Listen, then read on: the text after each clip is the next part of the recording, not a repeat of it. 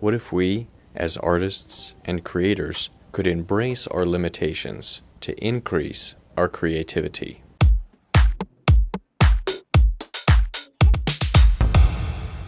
For this video, I gave myself 3 limitations to see if I could create something artistically creative, intellectually interesting, and cinematically beautiful. I'll let you know what those limitations were later on, but here's a clue. The first limitation has to do with the filming, and the second and third limitations have to do with the sculpture.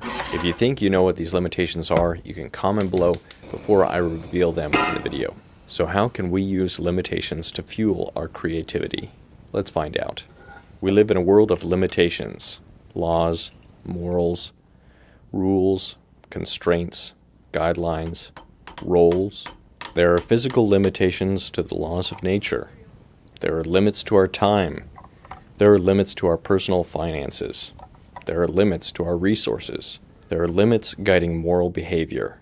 When exercising, the most growth happens when we push up against our physical limits. As we approach our limits, we experience pain, fatigue, and discomfort. But with time and consistency, as we push against those limits over and over again, those limits change. We change. Those limits expand as we become stronger. As a consequence of pushing up against our limits, we become less limited and more capable. The limits in life are often like the rules of chess. Each piece has a role to play and must move within the limitations set by the game. Some might say, why should this chess piece be forced into such a limiting role, only able to move this way or that? Wouldn't chess be better if there were no limits set on the individual pieces, so each piece could move to any space it wanted? Obviously, removing the rules of chess would not create a more interesting or engaging game. It would destroy the game. When knowledgeable players embrace the framework created by these limits, they can be extremely creative as they try to reach their objective. Victory.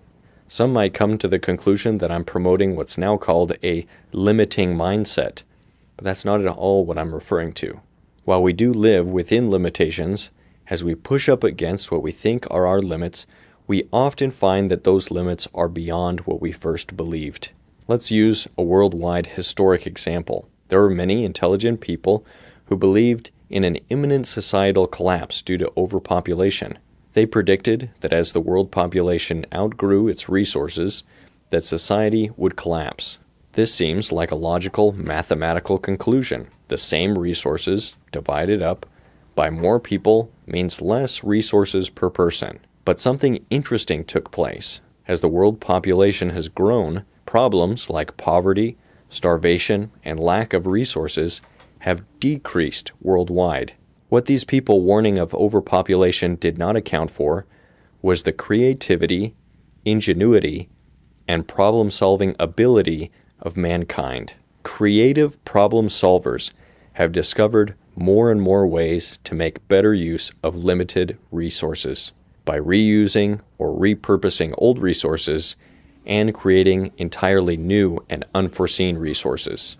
People today are exponentially richer and wealthier than people 200 years ago, but the limits of our physical resources have not changed. What we once thought of as a set limit of possible wealth was a false limitation, and today, even a poor artist, such as myself, can have access to technologies that were beyond the reach of even the wealthiest people in the world just 50 years ago. The internet, my phone, my camera, and editing software, just to name a few things that made this video possible. Far too many people today take for granted the incomprehensible wealth that has been passed on to us by those creative individuals who built up the modern world. Playing with and pushing up against limitations allows us to see which limitations are real and which are only imaginary. Artificial limitations can be very useful for creativity. Imagine this situation. You're given an assignment in school to write a paper. Teacher comes in and says, "Write a paper." Go ahead. But you were given no further instruction on the limits to the assignment. You probably would have questions. What kind of paper? How long does it have to be? When is it due? What should it be about? Who is the audience? What will be the grading criteria? Many people would probably feel lost and not know where to start. But if your teacher says to write a 2-page research paper on your favorite YouTube channel, it will be due in 2 weeks, and here is the grading rubric that will be used to judge your paper. Now this is something tangible, and the limits actually help to focus our creativity in one direction. When creating a figurative sculpture, I'm already limiting myself in many ways. By representing something that exists in objective reality, there's an attached objective standard that the artwork can be compared with. Does this sculpture look like a person? Does it have the correct proportions and anatomy? Some argue that sculptors and other artists must break free from the traditional limitations of representative art.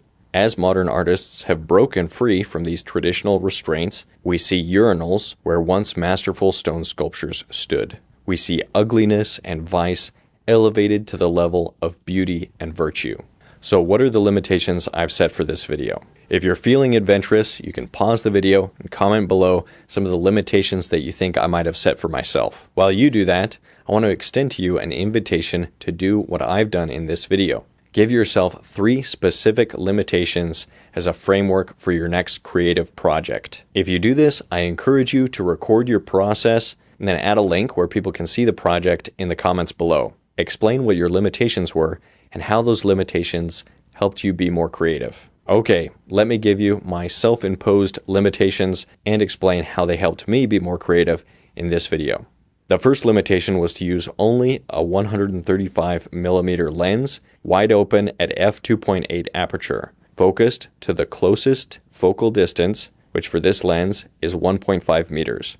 So this means that the camera is very zoomed in and has a very small depth of field.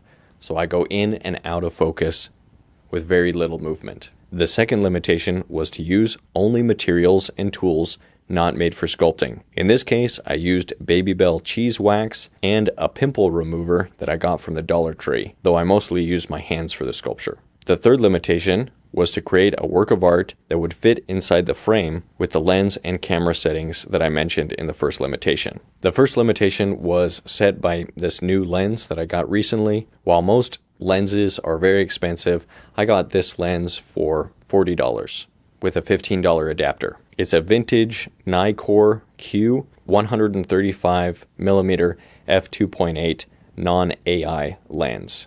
The reason it was so cheap is because it had trouble turning the focus ring. It was kind of gunked up with some glue and other things, and I was kind of disappointed when I first got it, but then I was able to remove just a few parts and clean those up and put it back together, and it works way better now. It was really fun to try to find ways to get cinematic shots by moving the camera around instead of refocusing the lens. While the shallow depth of field makes it difficult to get the right things in focus, it did make separating the subject from the background much easier because of how quickly it blurs things out. The second limitation actually spurred a new series, which I'm calling Will It Sculpt, where I experiment with different materials. If you're interested, you can watch the first episode called Will It Sculpt?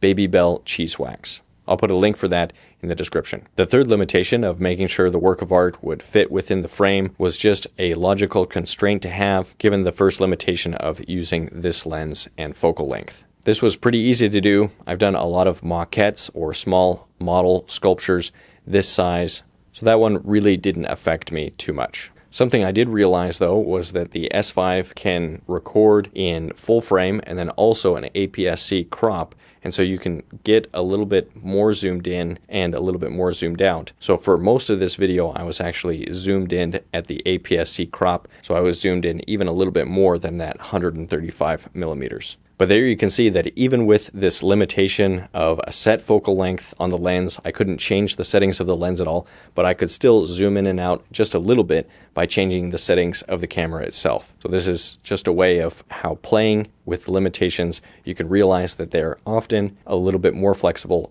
If you found this video useful or it inspires you to create something, then I hope you'll give it a like and subscribe to the channel. If you'd like to support the channel, you can find a link for my Patreon page. There I have exclusive content and sculpting demos for people interested in figure sculpting. There's also my figure sculpting course and portrait sculpting course, which you can find over at proco.com, and there's links for all of those down below.